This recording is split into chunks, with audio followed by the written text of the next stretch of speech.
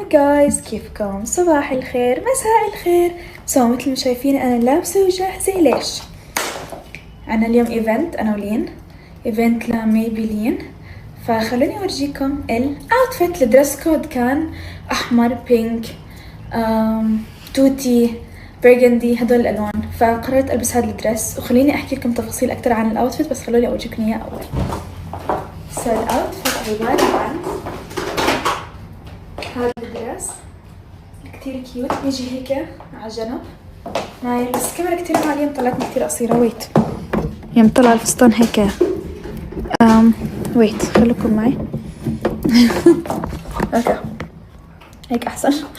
الكاميرا مايلة. ويت، اوكي هيك احسن. صار الدرس بيجي بهاي الطريقة. شو رايكم؟ كتير كيوت كتير مبتة. فلبست مع أول شي هذا الدرس من لين. ايوه. لبست مع هذا الكعب اللي من لين. ايوه. حملت هاي الشنطة اللي للين. ايوه. لبست هدول الحلقات اللي للين. فحاسة حالي لين. باي ذا واي، هذا الدرس بس عشان نوضحه، هذا الدرس انا اشتريت له اياه بس لمين؟ للين.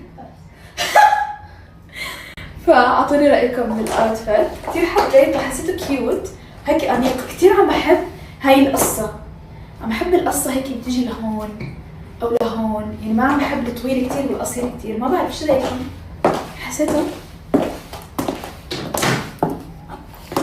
حتى الميك اب مو للين، الميك اب هذا سويته هيك شي سمبل، بس ما بعرف ليش كل يوم بيطلع شكل.